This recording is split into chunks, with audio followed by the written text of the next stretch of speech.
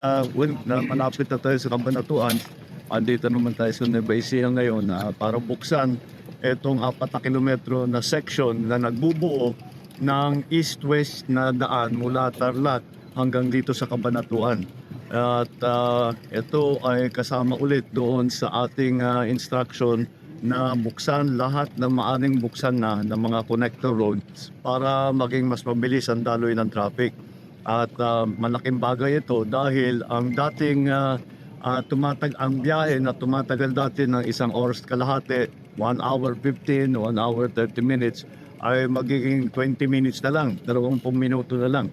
At malaking bagay ito dahil unang-una, alam naman natin ngayon, ang inaalala natin ang konsumo ng krudo, ng gasolina ay sa pagbawas na pagtagal ng sa bawas ng tagal ng biyahe ay mababawasan din ang konsumo sa fuel. At malaking bagay ngayon 'yan at lagi nating inaalala 'yan.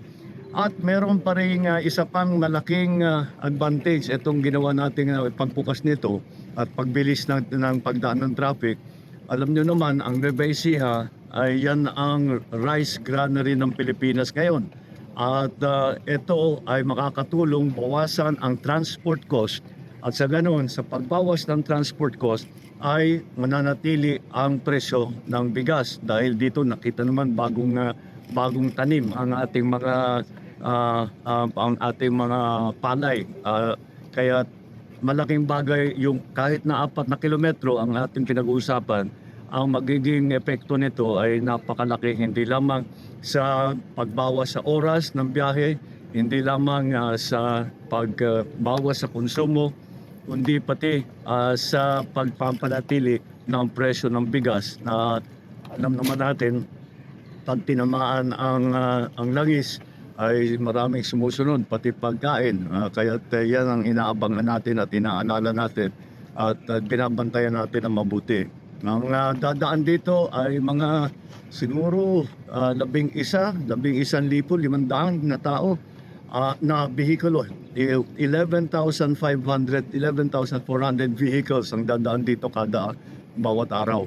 Kaya't malaking bagay itong binubuksan natin. Kaya patuloy natin ginagawa ito para maging mas madali ang pagbiyahe ng tao at maging mabuksan na natin dahil kung pupunahin ninyo ang mga highway natin, ang takbo north-south.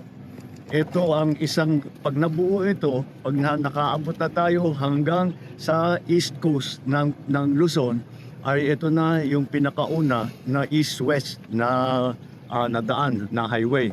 At again, mabubuksan lahat ng mga iba't ibang area, mapapagaang ang pagbiyahe, mababawasan ang konsumo ng gasolina, ng krudo, at pananatiliin natin ang presyo ng ating pagkain. Ay siguro hanggang Disyembre ay toll-free ito.